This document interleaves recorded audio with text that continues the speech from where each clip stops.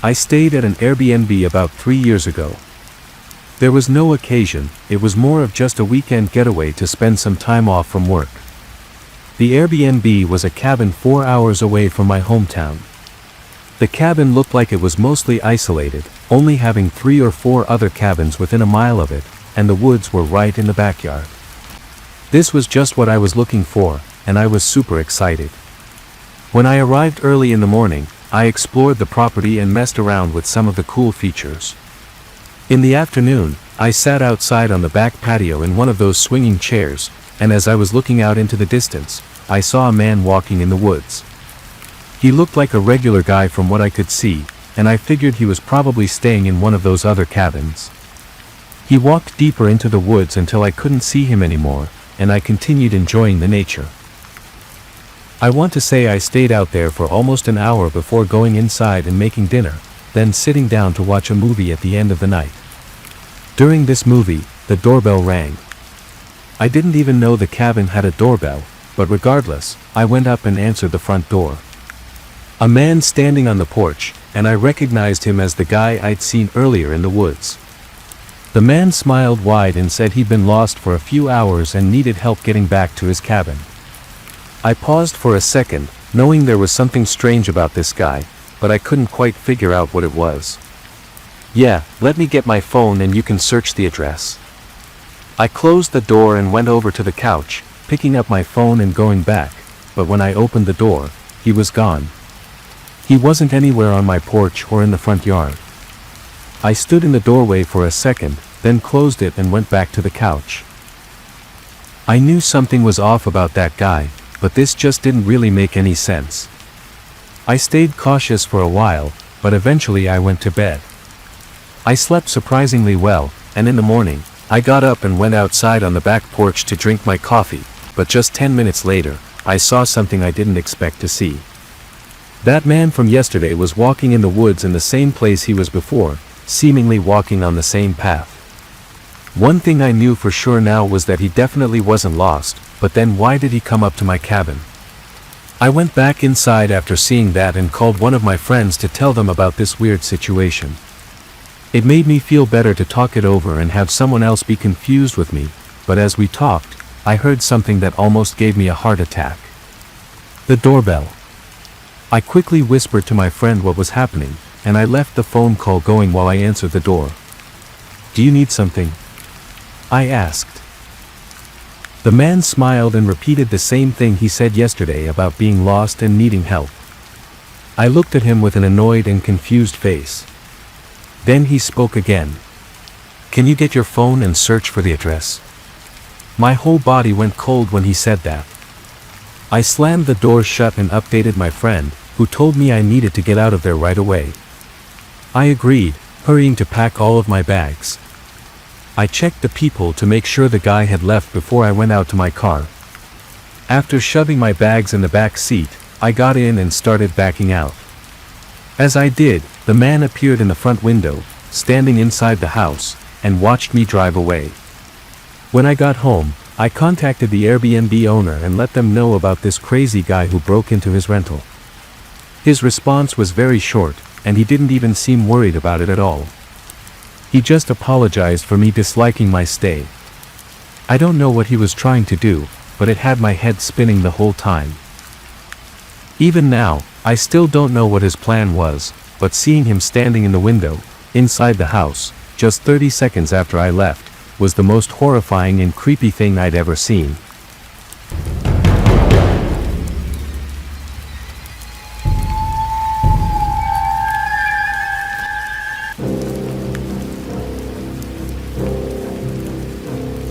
I moved across the state to a newly built house. My previous landlord decided he wanted to sell his house, so when our lease agreement was up, he kicked me out. I decided to also lease this new house, but I was honestly really excited for this place. As soon as I moved in though, I noticed my neighbor across the street staring at me several times within the first couple days. He was a middle-aged man, but didn't seem to ever be away from his house. I tried to brush it off, assuming that maybe he was just curious about the new person in the neighborhood, but the more I saw him, the more I realized there was something off about him. He never spoke to anyone, he never smiled, and he never left. He just stayed in his house, watching. I would catch glimpses of him through my window and see him standing in his driveway at odd hours of the night. It was starting to freak me out. One night, as I was settling in for bed, I heard a noise outside. It was a scraping sound, like someone dragging a heavy object across the ground. I peeked out the window, and there was my neighbor, dragging what looked like a large ladder across his lawn. It was really late. I had no idea why he would be needing to do any work on his house at this time. I tried to tell myself that I was just being paranoid because I was in a new place surrounded by new people, but I couldn't shake the feeling that something wasn't right about my neighbor. I tried to calm myself, and eventually fell asleep. The next morning, I saw him outside again. This time, he was standing at the end of my driveway, staring at me through my window. I pulled the curtain shut, and I tried to ignore him, but the feeling of him watching me gave me chills. I didn't like that he was by my driveway either, so I quickly got into my car and pulled out of the garage. He was back in his yard by then, but he watched me as I drove away. Things grew a lot worse from here. One night, as I laid in bed, I could clearly hear someone walking in the grass in my backyard, which was fenced in. I got up and looked out the window, but the footsteps stopped. I waited in my bed for probably 30 minutes, but I didn't hear any more footsteps. I got up and checked the window one more time to be safe, and far back in the yard was a figure. It was hard to make them out because it was so dark, but there was definitely someone standing there, watching me. I backed away and called the police, but the man had left before they arrived. I told them all about my creepy neighbor, but they told me there was no evidence of any wrongdoing and that my neighbor had never been in trouble with the law. I was basically on my own unless something more serious actually happened. I started to take precautions, locking my doors and windows, and avoiding being outside as much as possible. Even then, I didn't feel much safer. I'd been at the new house for almost 2 weeks at this point, and even thought about breaking my lease agreement. Then something happened. I got home from work late and pretty much went straight to bed, but in the middle of the night, I woke up to the sound of something thud against the side of the house. It sounded like it was right up against the wall outside my bedroom though, which was on the second-story floor of my house. I slowly got out of bed, heart racing in my chest, and pulled the curtains back from my window. I jumped back and screamed, seeing my neighbor's face staring at me from just inches away from my window. He was standing on a ladder, trying to look into my bedroom. He quickly climbed down and ran away. I called the police again, and just a few minutes later, they caught him trying to get the ladder down. While he didn't admit to what he was doing, it was very obvious. In the following days, one of my neighbors came by and explained that they had some weird encounters with that neighbor guy as well. They said they saw him looking through their windows as they were coming home from work one day. Part of me wonders if they could have prevented this whole thing from happening to me if they had just reported the guy. But either way, it's over now.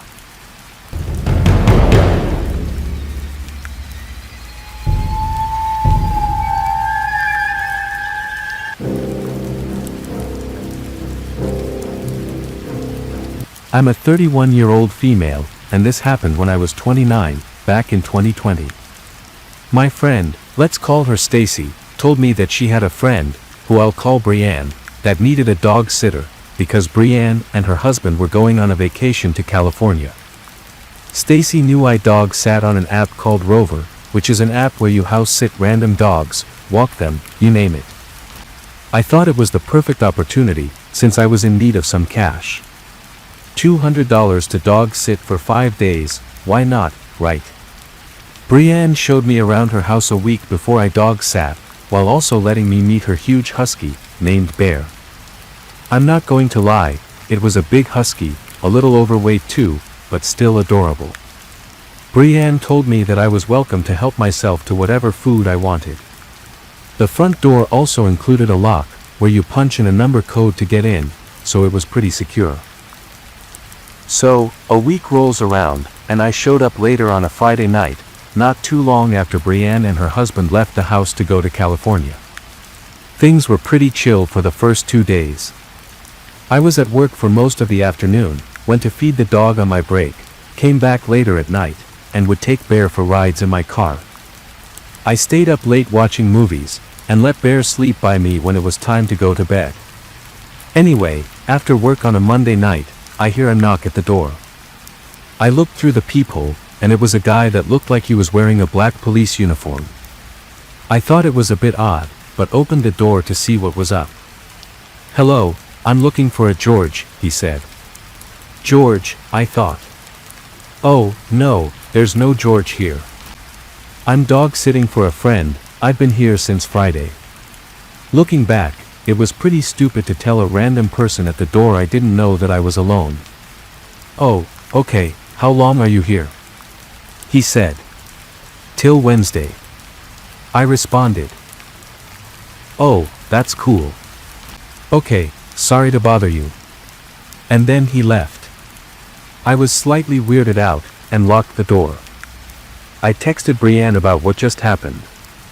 She pretty much just said, "Oh, don't worry about it," and shrugged it off. I thought that was weird, too. Things were normal again, up until I went to bed Wednesday at midnight. As I was laying in bed, the thought kept coming to my mind that I should make sure the front door was locked, so I got up and checked it. Luckily, it was, but I still had a weird vibe. I fell asleep, then woke up at 3:05 a.m. to the dog barking like crazy. It freaked me out a little. I thought someone had broken in. I got up and went to the living room, where I saw a bear was growling and barking at the front door. I looked through the peephole, and saw the same guy, with another guy this time, standing there in security guard uniforms. At this point, I was creeped out. Why would the same guy come back when he knew I was alone? I didn't bother opening the door this time. 2 guys I didn't know, dressed like security guards at 3 a.m. I made sure all the doors were locked. When I saw that they had walked off, I opened the door and didn't see any type of security car anywhere. I still have to think Bear. I think his barking could have been what scared them off. I went back inside, then went to bed and fell asleep. I didn't bother telling Brienne, because she was in Cali anyway. I'm glad to say I only stayed one more night after that. To this day, I still don't know who those guys were, or what they wanted, and I haven't been back to dog set since that incident.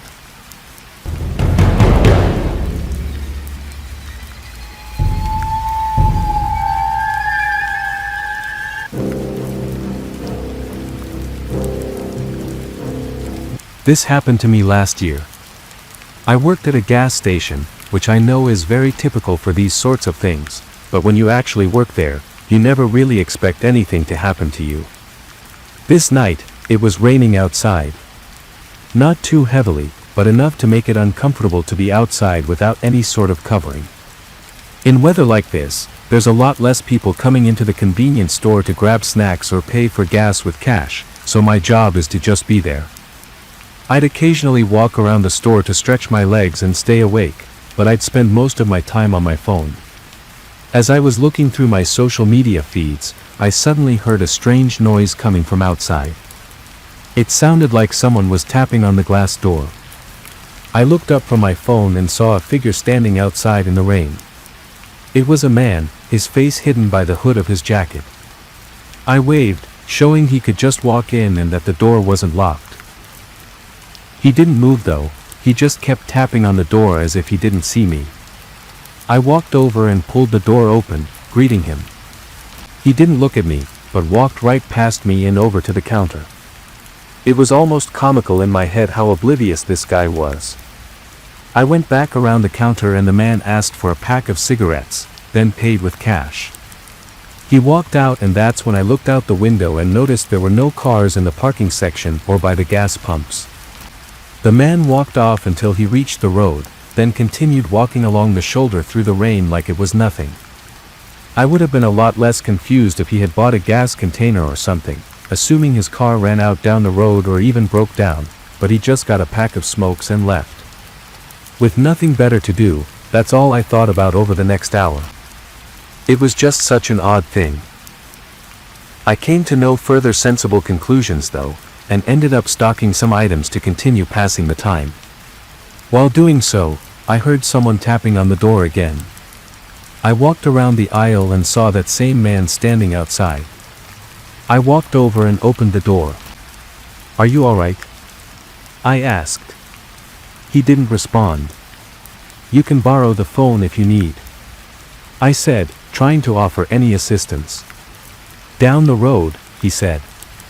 I peeked my head out and tried looking, but saw nothing in the distance, but then my gaze fell on a gas container sitting by one of the pumps. He pointed at it and said help, which was when I realized he probably didn't speak much English. I said sure and walked out to the pump with him. He handed me a credit card, and I started pumping the gas into the container. The man was standing behind me, like he was trying to stay out of my view, which made me uncomfortable. Once the container was full, I quickly handed it over and started walking back, but the guy stopped me, grabbing my arm. He started speaking quickly, but I couldn't understand him. I pulled away and started walking back to the doors, but then he yelled something, like he was talking to someone else. And just as I reached the door, I saw a man on the other side of the counter, shoving everything into his backpack. He looked up at me and instantly jumped over the counter, but then everything went black. I woke up laying on the floor with a massive headache. It seemed to only be a couple minutes after the incident, and I almost immediately realized that the guy behind me had hit me over the head in an effort to help his buddy escape. I got the cops over and they took me to the hospital, but I had no serious injuries aside from a concussion and needing a few stitches. The worst part of it all is the embarrassment I felt afterwards, like I'd been played so easily and let them get away with it. Honestly though, I'm thankful that I got hit over the head and blacked out before anything else happened because the CCTV footage showed the guy inside holding a gun. If I had tried to stop him or even shown I was a threat in any way, I could have been put down and never woken up.